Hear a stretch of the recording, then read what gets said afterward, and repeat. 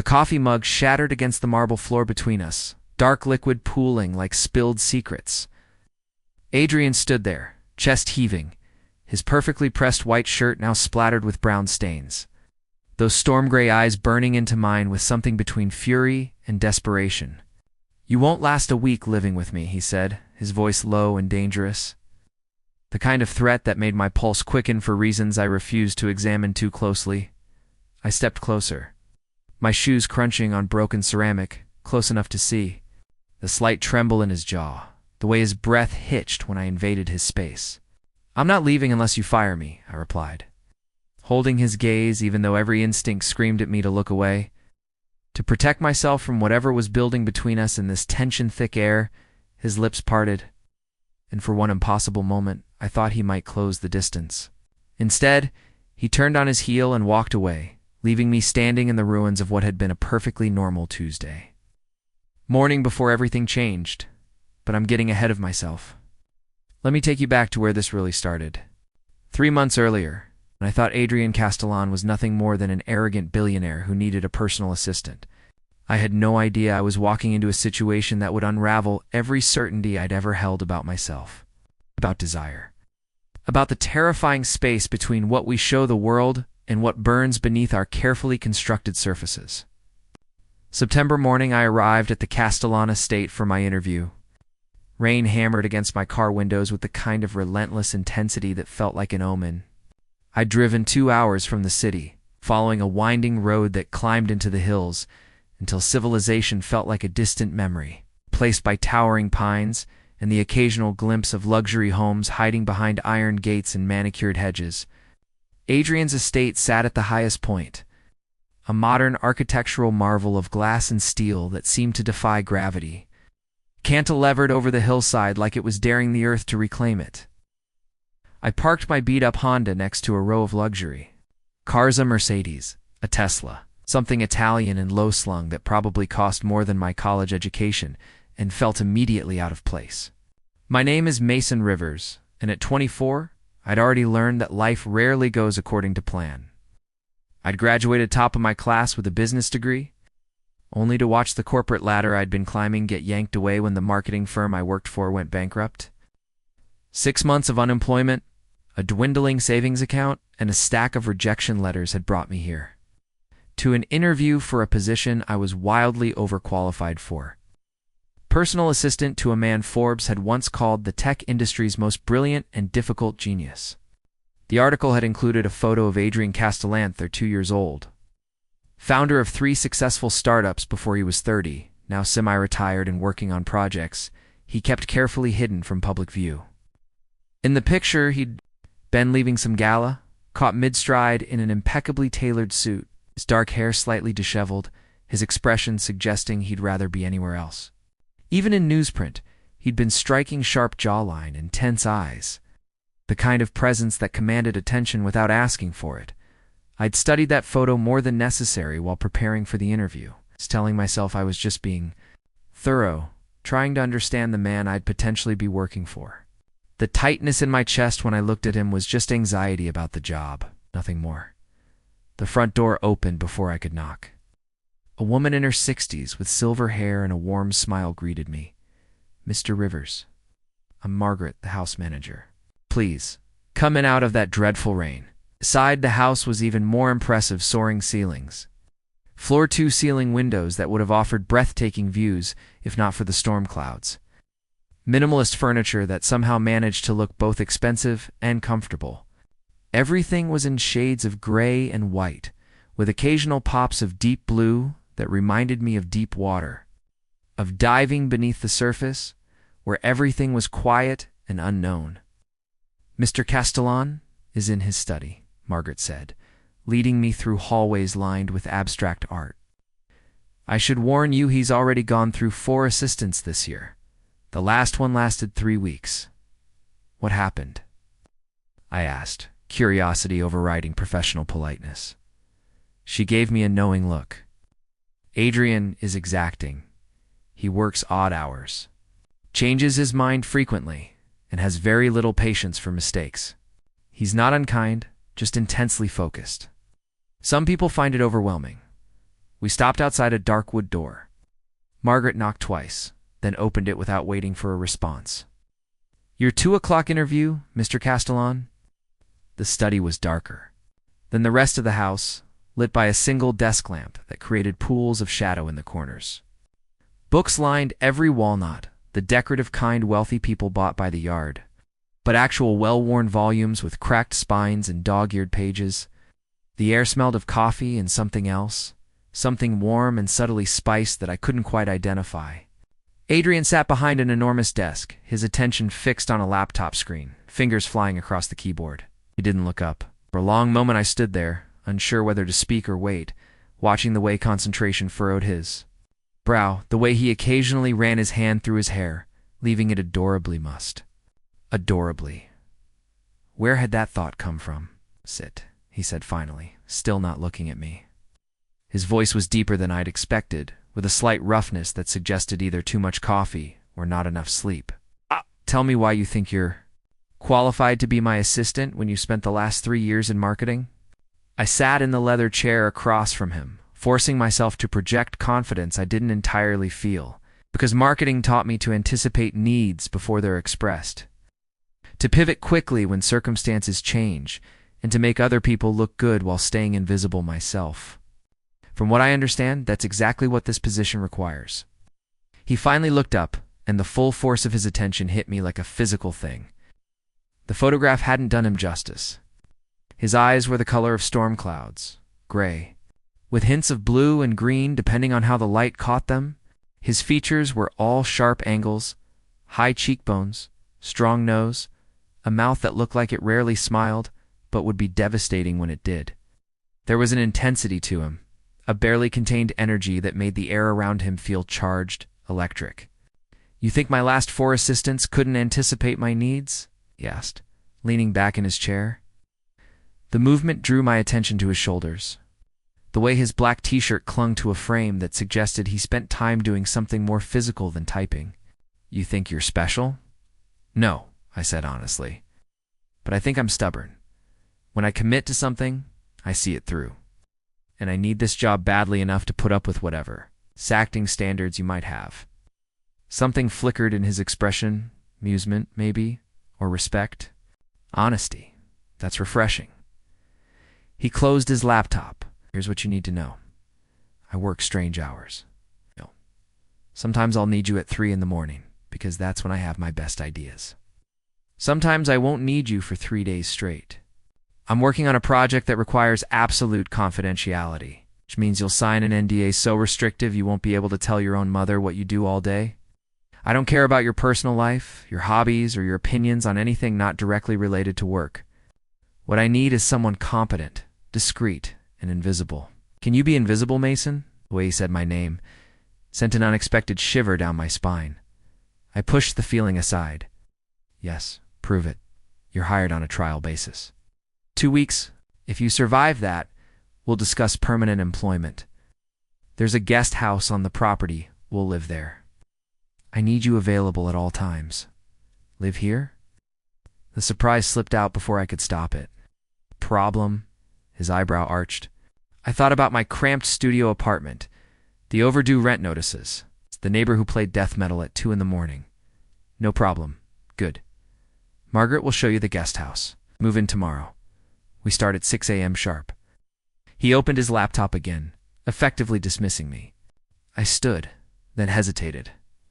"Mr. Castellan, thank you for the opportunity." He glanced up, and for just a second, his expression softened into something almost human. "Don't thank me yet. You have no idea what you've just agreed to." The guest house turned out to be nicer than any place I'd ever lived, a small cottage tucked behind the main house, with a bedroom, bathroom, kitchenette, and a living area with more of those floor-to-ceiling windows. Margaret had stocked the fridge and cabinets with basics, and someone had left a welcome basket with coffee, tea, and homemade cookies on the counter. I moved in that evening, packing up my meager possessions and leaving behind my old life with surprising ease. As I lay in bed that first night, rain still hammering against the windows, I told myself this was just a job, a well-paying job that would help me get back on my feet. The fact that my new boss was attractive was irrelevant. I'd had attractive professors, attractive colleagues, attractive friends. I knew how to maintain professional boundaries. What I didn't know yet was that boundaries only work when both people respect them. My first week working for Adrian passed in a blur of chaos and adjustment. He hadn't been exaggerating about the odd hours he'd wake me at 2 a.m. to discuss an idea, then disappear for the entire next day. He'd go through phases where he'd drink nothing but green tea, then switch abruptly to coffee so strong it could strip paint. He'd work in focused silence for hours, then suddenly need to talk through a problem out loud, pacing his study while I took notes and tried to keep up with the rapid fire brilliance of his thoughts. The project he was working on remained mysterious, locked behind passwords and encrypted files, but I gathered it had something to do with artificial intelligence and neural networks. Sometimes I'd catch him staring at his computer screen with an expression that mixed excitement and fear in equal measures, like he was creating something that both thrilled and terrified him. What surprised me most was how easy it became to anticipate his needs. I learned to stock his study with the specific brand of notebooks he preferred, to brew his coffee exactly 3 minutes and 15 seconds, to recognize the subtle shift in his posture that meant he was about to ask for something. I became, as he'd requested, invisible a ghost who kept his life running smoothly while leaving no trace of my own presence. Except, I wasn't quite as invisible as either of us had hoped. It started with small moments. The way Adrian's gaze would linger on me for just a second too long when I brought him coffee. The way he'd sometimes forget what he was saying mid-sentence when our hands accidentally touched passing a file. The way the air in his study seemed to thicken when we worked late into the night. Just the two of us in the pool of lamplight, the rest of the world dark and distant. I told myself I was imagining it. He was my boss. I needed this job. Whatever I thought I sensed was just my own confusion, my own unwanted attraction, projecting itself onto innocent interactions. I'd dealt with this before that uncomfortable realization in college that my interest in my roommate Jake went beyond friendship. The careful construction of walls between what I felt and what I showed the world. I'd gotten good at those walls. They'd protected me. But Adrian seemed determined to find the cracks. It happened on a Thursday night, 2 weeks into my employment. We'd been working since early morning on a presentation he was giving to potential investors. Adrian had a tendency to perfection that bordered on obsession, tweaking slides until every word, every image, every transition was exactly right. By midnight, my eyes were burning and my neck ached from hours hunched over my laptop. "That's enough," Adrian said suddenly. "We're done." I looked up, startled. "Are you sure? You said you wanted to review the conclusion section again." "I've reviewed it 17 times. At some point, I have to admit it's finished." He stood, stretching, and his t-shirt rode up slightly, revealing a strip of toned abdomen that I definitely did not stare at. "You've been here 16 hours? Go to bed. What about you?" "I'm going to swim." "Swim. It's almost 1 in the morning. It's the best time for it." The pool's heated. No one else around? He walked toward the door, then paused. "You should join me." My heart did something complicated in my chest. "I don't think that's appropriate." He turned back, and there was something different in his expression, a crack in his usual composure, a glimpse of something raw beneath. "Why not? You're not on the clock." "It's not a work request. I'm just suggesting that you might enjoy it. I didn't bring a swimsuit." "Neither did I," said it casually, but his eyes held mine with an intensity that made my mouth go dry. "The pool house has extras. Various sizes. I'm sure you'll find something." He left before I could respond, and I sat there in his study, heart pounding, trying to decide what had just happened. Was he flirting with me? Or was I so desperate for connection that I was reading meaning into a simple invitation to swim? I should have gone back to the guest house. I should have maintained those professional boundaries. Instead, I found myself walking through the darkened house, toward the pool, telling myself this was fine, this was normal. People swam together all the time without it meaning anything. The pool was in a glass-enclosed room off the west wing, heated and humid, with underwater lights that turned the water a glowing turquoise. Adrian was already there, cutting through the water with powerful, efficient strokes. I watched him from the doorway for a moment, mesmerized by the play of light on skin, the fluid strength of his movements. He surfaced at the far end, pushing wet hair back from his face. "You came?" I did. I stayed where I was, suddenly uncertain. "The changing room's there." He pointed to a door on the left. "Or you can just dive in, wearing whatever. I won't judge." In the changing room, I found a row of swim trunks in various sizes and styles, all with tags still attached. I chose a simple black pair, changed quickly, and emerged before I could talk myself out of it. Adrian was floating on his back now, eyes closed, completely relaxed in a way I'd never seen him. I slipped into the water as quietly as possible, the warm embrace of it loosening muscles I hadn't realized were tense. For a few minutes, we existed in comfortable silence, swimming lazy laps. The only sound the gentle splash of water and the distant patter of rain on the glass ceiling. "Why did you really take this job?" Adrian asked suddenly, treading water near the center of the pool. I stopped swimming, surprised by the question. "I told you. I needed the work. You're overqualified, and you knew it. You have a degree from a prestigious university, years of experience in a competitive field. You could have found something else, not Isley. The market's tough right now. That's not the whole truth." He moved closer, and I found myself backing toward the pool's edge. "You're running from something. I'm not. You are. I recognize it because I'm running too." He was close enough now that I could see the water droplets on his eyelashes, the way his pupils had dilated in the dim light. "That's why I live up here, away from everything. That's why I work on projects no one else understands. We're both hiding, Mason. The difference is, I'm done pretending I don't know it." "What are you hiding from?" I whispered. "Expectation. The person everyone thinks I should be." His hand came to rest on the pool's edge, next to mine, close enough that I could feel the warmth radiating from his skin. "What about you?" The truth hovered on my lips that I was hiding from myself, from feelings I'd spent years trying to suppress, from the terrifying realization that I might never fit into the neat boxes society had prepared for me. But admitting that meant admitting what I felt in this moment. The way my pulse raced with him this close. The way I wanted nothing more than for him to close the remaining distance between us. "I should go," I said. Pushing away from the wall, Adrian caught my wrist, gentle but firm. "Stay. This isn't... We shouldn't what?" His thumb traced a circle on the inside of my wrist, right over my racing pulse. "I'm not imagining this, am I?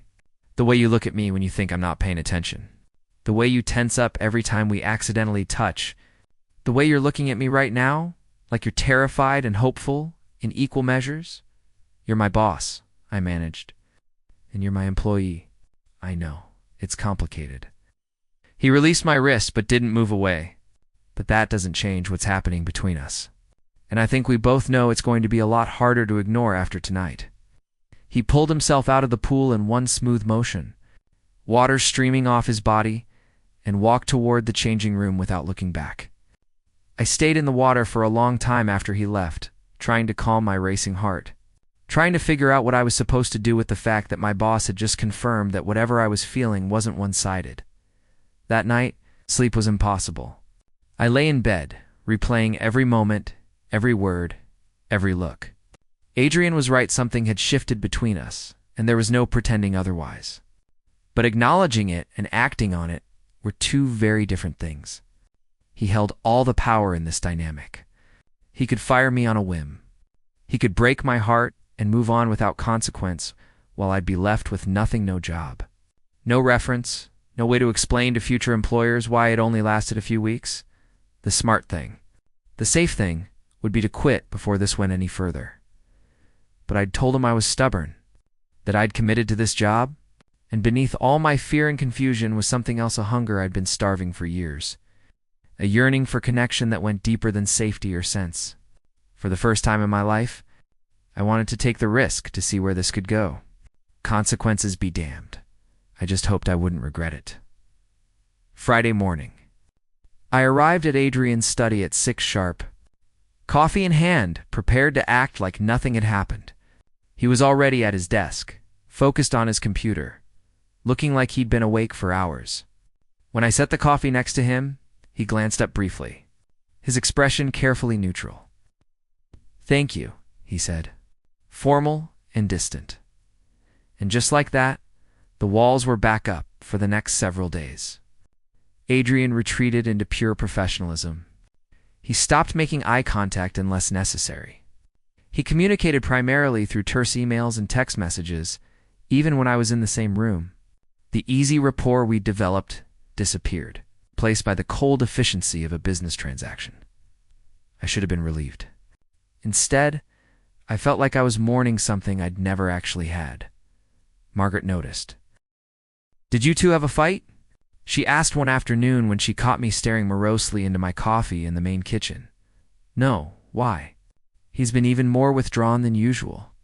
And you look like someone kicked your puppy." She sat across from me, her kind eyes searching my face. "Adrian's not easy to work for, but he's not a bad person. He's just afraid." "Of what?" "Of wanting things. Of letting people in. His parents died when he was 19, car accident on a rainy night, much like the weather when you arrived. He was in the car too, survived without a scratch while they didn't. He's never forgiven himself for that. Never allowed himself to be happy because he thinks he doesn't deserve it." She reached across and squeezed my hand. "Whatever happened between you two, give him time. He'll come around." "There's nothing between us," I said, the lie tasting bitter. "Oh, sweetheart. You're a terrible liar." She stood, patting my shoulder. "Just be patient and don't give up on him." But patience was harder than I'd anticipated. A week passed, then 2, then 3. Adrian remained determinedly distant, our interactions limited to the bare minimum necessary for work.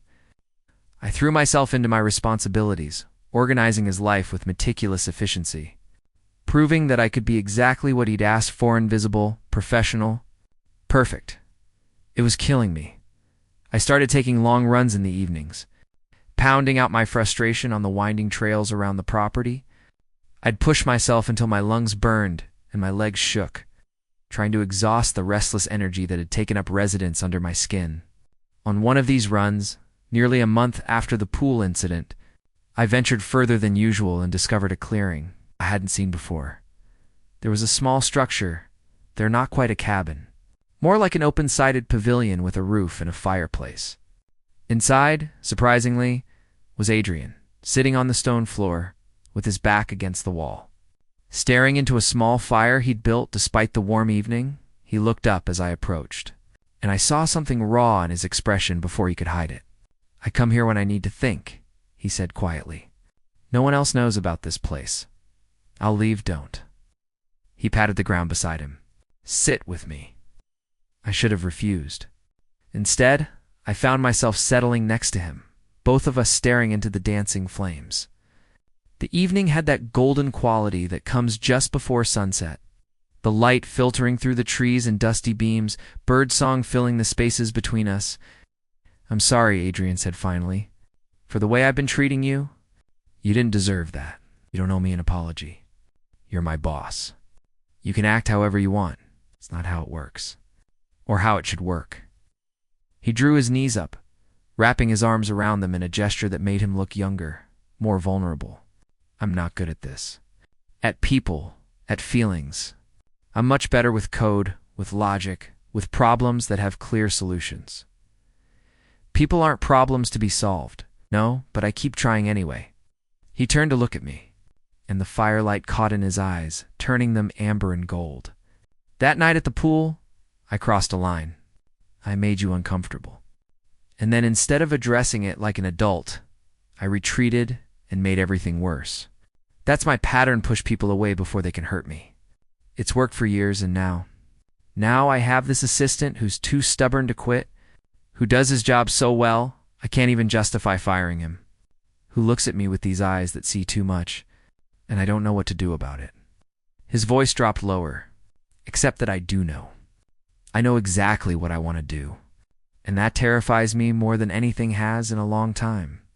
My heart was pounding so hard I was sure he could hear it. "What do you want to do?" He reached out slowly, giving me every opportunity to pull away, and brushed a strand of hair off my forehead. His fingers lingered on my skin, warm and slightly rough.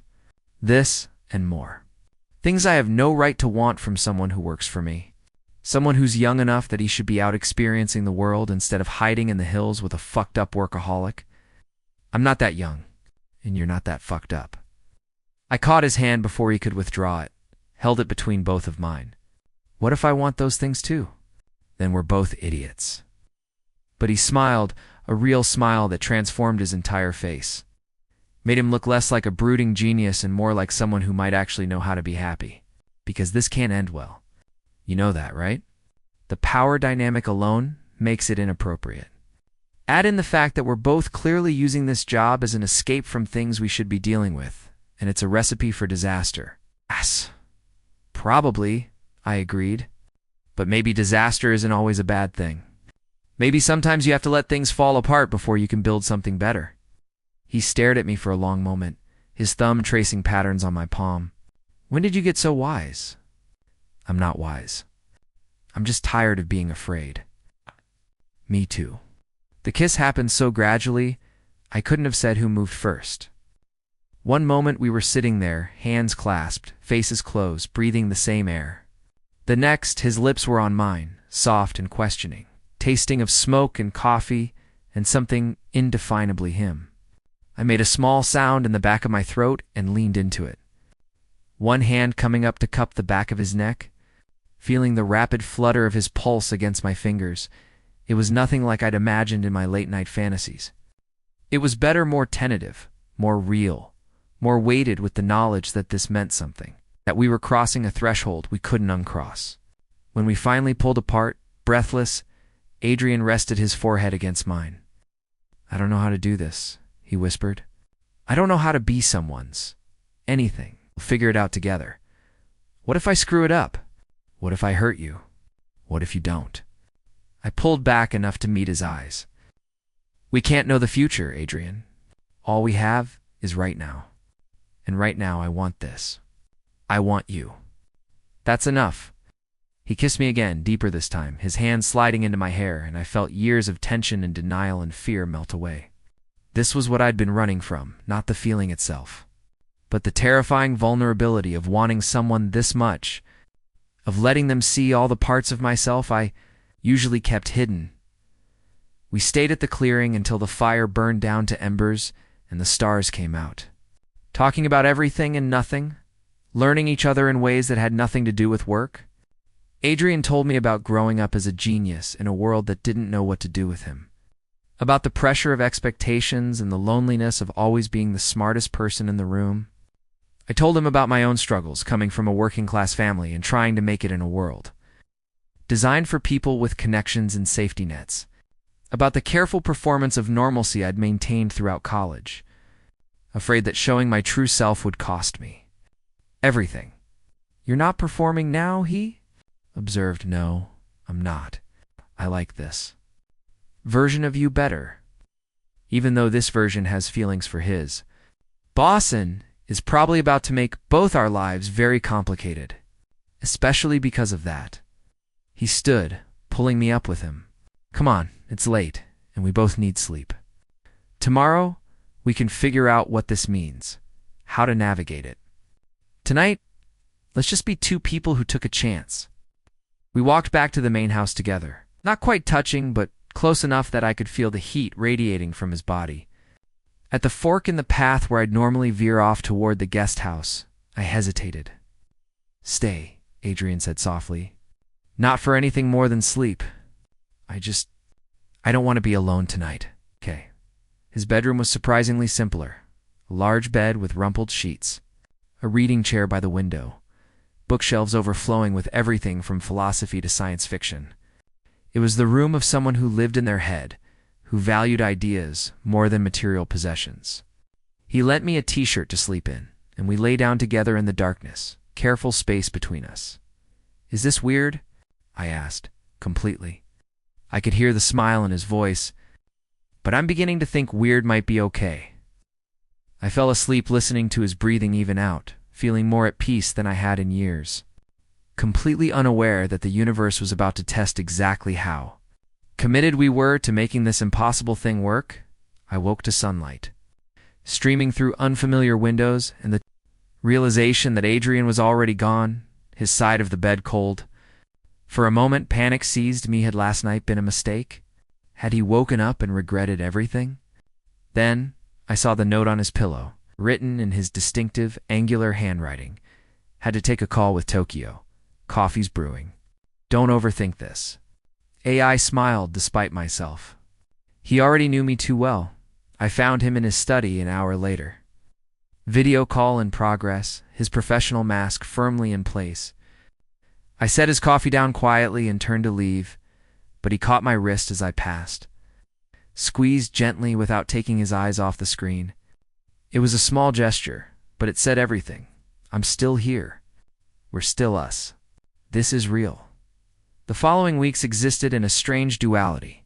Professionally, nothing changed. Dai was still his assistant, still managing his schedule and handling his affairs with the same efficiency. But privately, in stolen moments when Margaret had gone home and the house was ours alone, we were learning to be something else entirely. We moved slowly, cautiously, both aware of how fragile this thing between us was.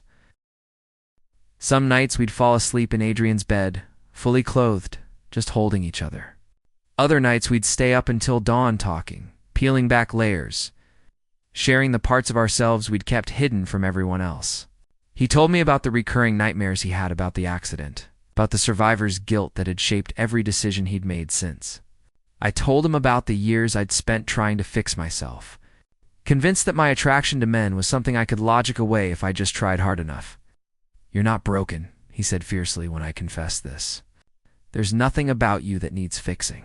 It took me a long time to believe that. How long? I'm still working on it. He kissed me then, soft and sweet, and whispered against my lips, let me help. But the outside world doesn't stay outside forever. No matter how carefully you try to build your walls, the first crack came in the form of Adrian's brother, Marcus, who showed up unannounced on a Saturday afternoon in late November. I answered the door to find a man who looked like Adrian might if he smiled more and scowled less. Same sharp features, same intense eyes, but with an openness that Adrian had never quite mastered. You must be the new assistant, Marcus said, his gaze assessing, the one who's lasted longer than anyone expected. I'm Marcus Castellan. Is my brother avoiding my calls? Or has he actually been too busy to respond? Bit of both, probably, I admitted. Come in. He's in his study. I led Marcus through the house, hyper-aware of how rumpled I probably looked, wearing Adrian's sweatpants and one of his MIT t-shirts because my laundry was still in the dryer. If Marcus noticed, he didn't comment. But I saw the way his eyes tracked the domestic details. My laptop on the kitchen counter, my running shoes by the door, the 2 coffee mugs in the sink. Adrian looked up when we entered his study, and something complicated passed over his face when he saw his brother. Hush. You didn't call? You wouldn't have answered if I had. Out. Marcus sprawled in the chair I usually occupied, so I decided to conduct a wellness check in person. Make sure you haven't completely turned into a hermit. His gaze flicked to me. Though it seems you've found yourself some company. Mason is my assistant. And does your assistant usually wear your clothes? The temperature in the room dropped about 20 degrees. I mumbled something about giving them privacy and fled, my cheeks burning. In the safety of the guest house, I sat on my bed and tried not to spiral into panic. Marcus knew, or suspected, and now Adrian was probably regretting everything. Embarrassed that his brother had caught him in whatever this was with his employee, I was halfway through packing my bag. Convinced I needed to leave before I was asked to when someone knocked on the door. I opened it to find Adrian, looking frustrated and exhausted. What are you doing? He asked, seeing my open suitcase. Giving you an out? Making this easy? Easy? He pushed past me into the room. What about any of this has been easy? Your brother knows. Or suspects. And the way you looked when he said that about me wearing your clothes. I look like that because I was angry at him for putting you in an uncomfortable position. Not because I was ashamed. He caught my hands, stilling my nervous movements. Do you honestly think I'd let you walk away over Marcus being nosy? I thought, You thought wrong. He pulled me close, his arms wrapping around me tightly. Marcus is an asshole sometimes, but he's not malicious. And even if he were, even if the whole world knew, I wouldn't care. You're not a secret I'm ashamed of, Mason. You're the best thing that's happened to me in years. I buried my face in his shoulder, breathing in his familiar scent. I'm scared. Me too. But I'm more scared of losing this, of losing you. He pulled back enough to meet my eyes. I told Marcus. Out us. He was surprised, but not upset. Mostly, he was relieved that I finally let someone in. What did he say? That it's about time I stopped punishing myself for surviving. That I deserve to be happy. That you seem good for me? Adrian smiled slightly. Also, that if I hurt you, he'll personally kick my ass, which was oddly touching. I like him already. Don't encourage him. He's insufferable enough as it is. He unzipped my suitcase and started unpacking the clothes I'd thrown in. Come back to the house. Marcus wants to take us both to dinner, and I'd really like you there. Not as my assistant. As the person I'm seeing. Are we seeing each other? What else would you call this? I don't know. I've been afraid to define it. He cupped my face in his hands, his thumbs brushing my cheekbones. Then let's define it. You're mine, I'm yours, and anyone who has a problem with that can go to hell. How's that for a definition? I laughed, feeling the tension drain away. Possessive. I like it. Good. He kissed me, slow and thorough. Now get dressed. Marcus made reservations at some trendy place in the city, and he'll never let me hear the end of it if we're late. Dinner with Marcus turned out to be surprisingly fun. He was charming and funny, with a gift for getting Adrian to relax and laugh in ways I'd never seen. He also asked me questions about myself with genuine interest, treating me like a person rather than an inconvenient complication in his brother's life. So how did this happen? Marcus asked over dessert, gesturing between Adrian and me. Adrian doesn't do relationships. I was starting to think he was going to die alone in that house, surrounded by computers and regret. Marcus, Adrian said warningly. I'm serious. The last time you dated anyone was, 6 years ago? And that lasted all of 3 months before you got bored and went back to your code. I didn't get bored. We were incompatible. Everyone's incompatible with you. You're impossible, Marcus turned to me. How are you managing it? I'm stubborn, I said, echoing what I'd told Adrian in our first interview. And I don't scare easily. Thank God for that. Marcus raised his glass.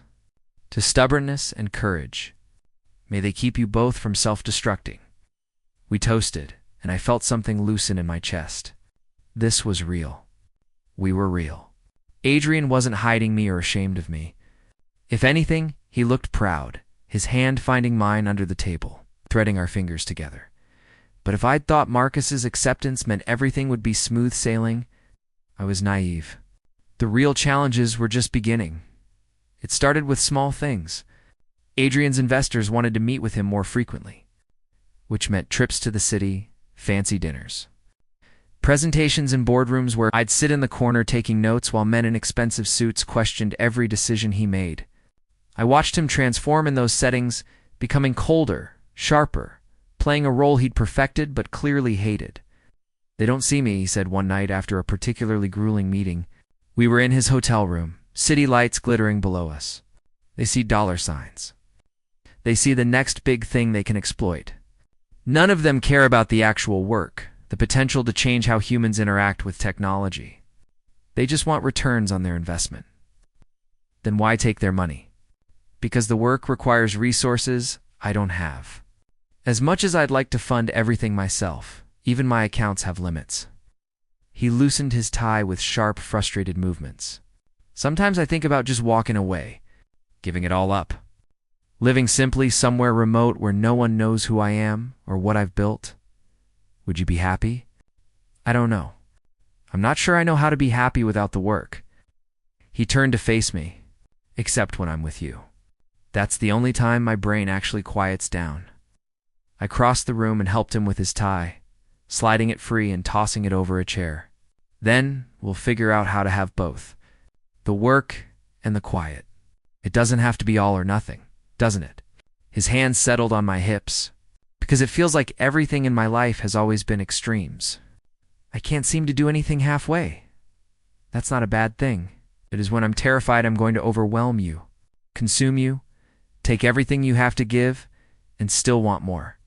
I kissed him, trying to pour all my certainty into the contact. So take it. I'm offering, stop protecting me from yourself. Something flickered in his eyes, heat and hunger, and a hint of darkness that should have warned me, but only drew me in deeper. You don't know what you're asking? Then show me. He did. That night, we crossed new boundaries, learned new ways to unmake each other. I discovered that Adrian was right. He didn't do anything halfway. The intensity that made him brilliant also made him overwhelming, consuming, exactly as addictive as he'd warned me he'd be. I should have been more careful. I should have maintained some part of myself separate, protected. Instead, I dove in headfirst, letting him become my entire world. It felt inevitable when things started to crack. The crisis came in January, 3 months after that first kiss by the fire. Adrian's project reached a critical phase, requiring round-the-clock work. I'd virtually no sleep, and a level of focus that left room for nothing and no one else.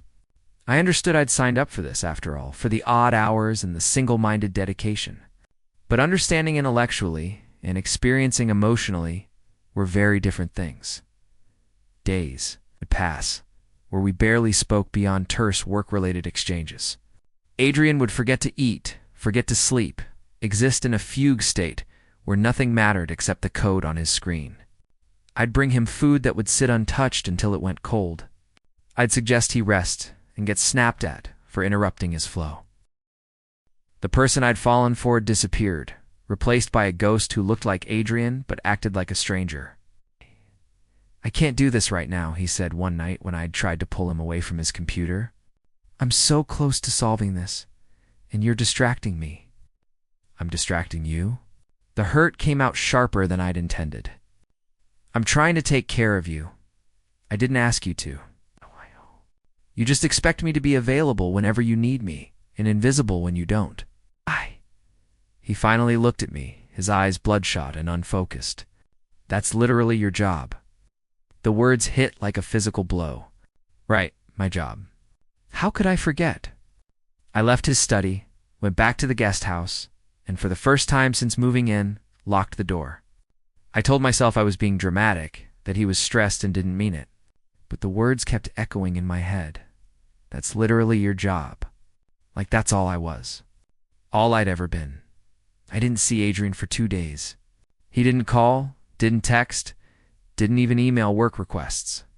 It was Margaret who finally came to find me, worry etched on her kind face. He's not well, she said. He won't leave his study.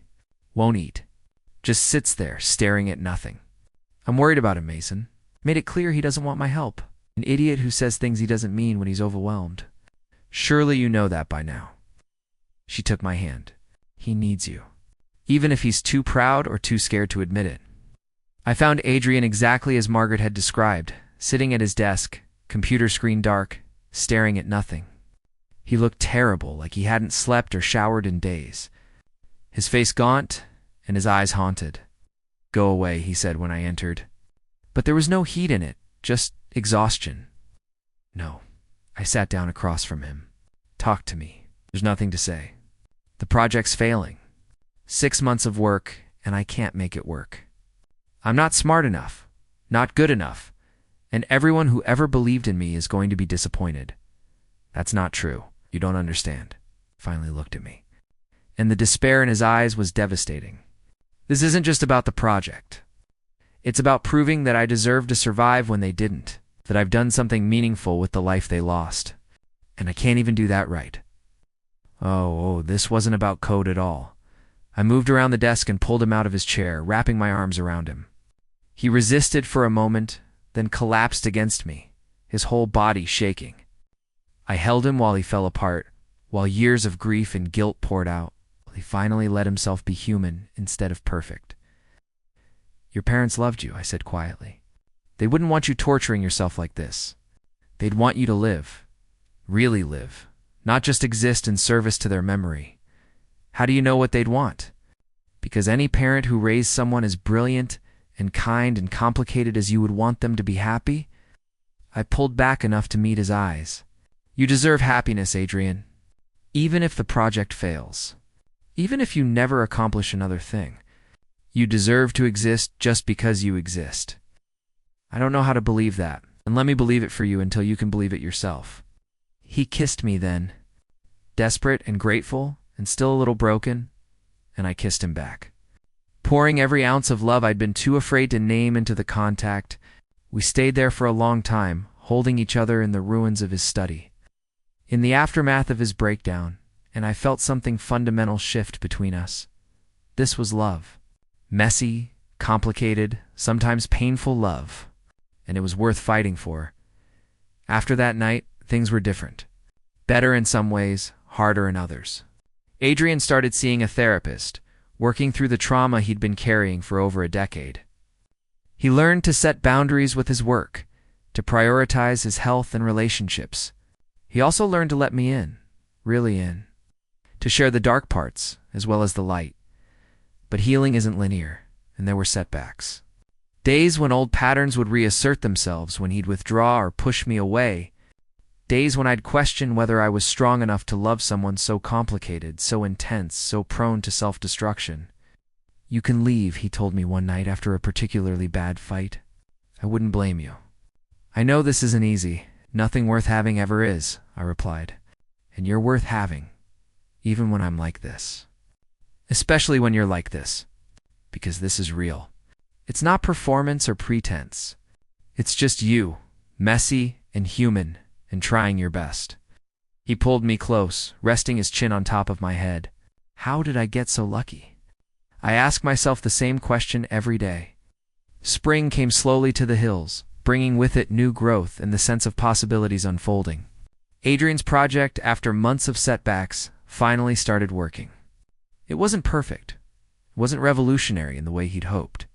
But it was solid and innovative, and exactly the kind of thing that would make a difference in people's lives. I did it, he said, staring at the screen in disbelief. It actually works. You did it, I confirmed, feeling pride swell in my chest. We did it. I couldn't have gotten here without you. He turned to me, his expression serious. And I'm not talking about the work. I mean getting to a place where I could actually finish something, where I could believe in myself enough to see it through. You gave me that. You gave yourself that. I just reminded you it was there. Still, you took my hand, threading our fingers together.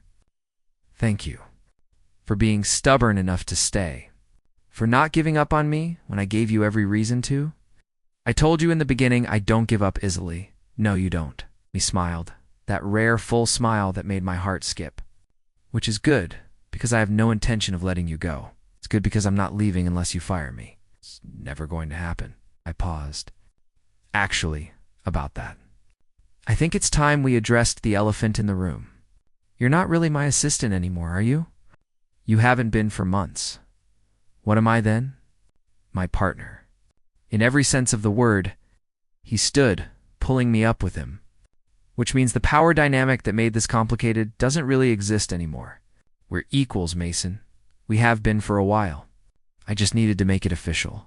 Official how? However you want. We can change your job title, make you a partner in the company. Or you can quit entirely and do something else with your life while living here with me. I don't care about the details as long as you stay. Stay, I said softly. Not because of a job or a title, just because I want to. Because I love you. It was the first time I'd said it out loud. The words hung in the air between us, weighted with meaning and possibility. Adrian's eyes went suspiciously bright. Say it again. I love you again. I love you, you impossible. Brilliant, infuriating man. He kissed me deep and slow and whispered against my lips, I love you too. More than I thought I was capable of loving anyone. That night, we made love for the first time, not just sex, but something deeper, more vulnerable, a complete merging of bodies and hearts and futures. Afterward, lying tangled together in Adrian's bed, the windows open to let in the spring breeze. I felt something I'd never felt before. Absolute certainty that I was exactly where I was supposed to be. What are you thinking? Adrian asked, tracing patterns on my shoulder. That 3 months ago, I drove up this hill, expecting to hate this job, expecting to quit within a week. And now, I can't imagine being anywhere else. 3 months ago, I was preparing to eat dinner alone for the 10,000th night in a row. Now I can't imagine eating without you across from me. He pressed a kiss to my temple. Funny how fast life can change. Do you regret it? The complications, the blurred boundaries, the fact that we probably broke about 17 HR policies. Not even a little bit. He rolled to face me fully, his gray eyes serious. You're the best decision I never planned to make. That might be the most romantic thing you've ever said to me. I'm working on it. Being romantic? I bought a book. I laughed, the sound bright and free. You bought a book on romance? Margaret bought it for me. How to Not Fuck Up a Good Thing, I believe was the title. Or something like that. And any good tips? Apparently I'm supposed to take you on dates. Real ones. Outside the house. 2 places with other people. Sounds terrifying, doesn't it? He grinned. But I think we should try. I want to take you places, show you off. Let the world see how lucky I am. The world might not be ready for us. Then the world can adapt. We fell asleep like that, wrapped around each other, and I dreamed of a future that felt, for the first time in my life, full of promise rather than fear. The months that followed were far from perfect. We fought sometimes, struggled with communication, dealt with the reality that loving someone intensely didn't make the hard parts go away. But we also laughed more than I'd ever thought possible, built something real and solid. Created a life together that fit us both. Adrian took me to Paris for my 25th birthday, and we spent a week pretending to be tourists while actually hiding in our hotel room most of the time. He held my hand in public for the first time, and I watched him overcome years of fear and conditioning to claim what we had. Without shame, I officially became his partner in the company, bringing my marketing expertise to the business side while he focused on development. We made a good team, balancing each other's strengths and weaknesses, pushing each other to be better. Marcus became a regular presence, dropping by unannounced and delighting in embarrassing Adrian at every opportunity. Margaret continued to mother us both, making sure we ate real food and occasionally saw sunlight. And on a warm evening in late summer, 1 year after I'd first driven up that rain-soaked hill, Adrian and I stood in our clearing by the fire, and he pulled out a small box. I know we've only been together a year, he said, his voice unsteady in a way I'd never heard it. I know that's not very long by conventional standards, but I've never been conventional, and neither have you, and I can't imagine spending my life with anyone else. Adrian, let me finish before I lose my nerve. He opened the box, revealing 2 simple platinum bands. I'm not asking you to marry me, not yet. But I'm asking you to promise that someday, when we're both ready, you'll let me ask. That you'll keep choosing me, and I'll keep choosing you, and we'll figure out the rest as we go. I took the box, hands shaking, overwhelmed by the enormity of what he was offering. You're asking me to promise to promise? I told you I'm not good at this. He laughed nervously. Is it too weird? Margaret said it was too weird. It's perfect. I pulled out one of the rings and held it up. Put it on me, he did, sliding the band onto my right hand, his eyes never leaving mine. Then I did the same for him, sealing the promise with a kiss that tasted of smoke and summer and a future we'd build together. I love you, I said. Today, tomorrow, someday, when you actually ask me properly. I love you too. He rested his forehead against mine. Thank you for being too stubborn to leave. For proving me wrong about that first week. I told you I don't give up easily. No, he agreed. Thank God for that. EPLOGU years later, we did get married, a small ceremony in our clearing. With Marcus, his best man, and Margaret crying happy tears in the front row. Adrian wrote his own vows, stumbling through them with an earnestness that made my heart ache, promising to be better at communicating, to take care of himself, to never again suggest that I was just his employee. I promised to stay, to weather the storms, to love him in all his complicated intensity. We danced under string lights as night fell. And I thought about that rain-soaked morning when I'd arrived at this house, desperate and hopeful in equal measures. I'd come looking for a job and found something infinitely more valuable: a home, partner, a future I'd been too afraid to imagine. What are you thinking? Adrian asked, his arms around my waist as we swayed to music only we could hear. That I'm glad you were such a terrible boss that no one else would work for you. He laughed, the sound warm and free. Best career decision you ever made, huh? Best life decision I ever made. He kissed me then, in front of everyone, claiming me and being claimed in return, and I felt the last of my fear dissolve. This was real. This was ours. And we'd fought too hard for it to let it go. Later that night, after the guests had left and we were alone in our bedroom, Adrian pulled me close and whispered, "You know what the best part is?" "What? We get to do this every day for the rest of our lives? Wake up together, work together, fight and make up together, build something bigger than either of us alone." Sounds like a lot of togetherness. Is it too much? I kissed him, soft and sure. It's exactly right. And it was. Against all odds, despite every complication and challenge, we'd found our way to each other and built something beautiful. Not perfect, never perfect, but real and honest and worth every risk we'd taken to get here. Outside, rain began to fall, the same kind of storm that had greeted me that first day. But this time, I wasn't afraid. I was home, wrapped in Adrian's arms, listening to the rhythm of his heartbeat, and thinking about all the tomorrows stretching out before us. "I love you," I said. "I love you too," he replied. "Even when you steal all the blankets." "I don't steal them. I consolidate them for efficiency. That's absolutely stealing."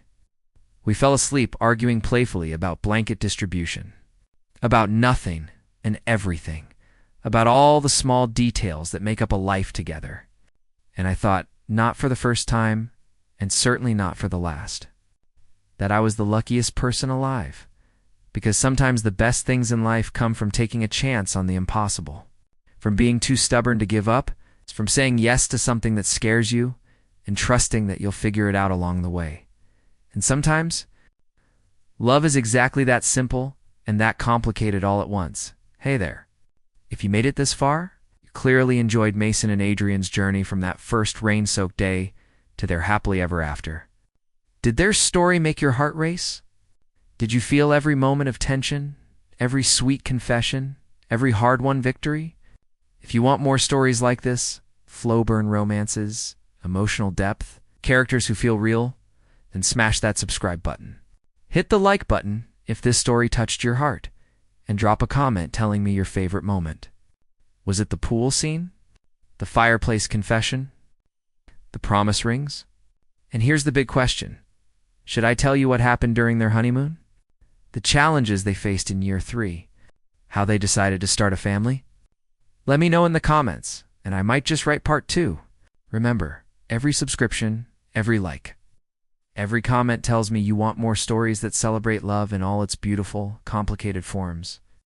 So don't hold back, engage with this video, and let's build this community together. Until next time, stay stubborn, stay brave, and keep believing in love.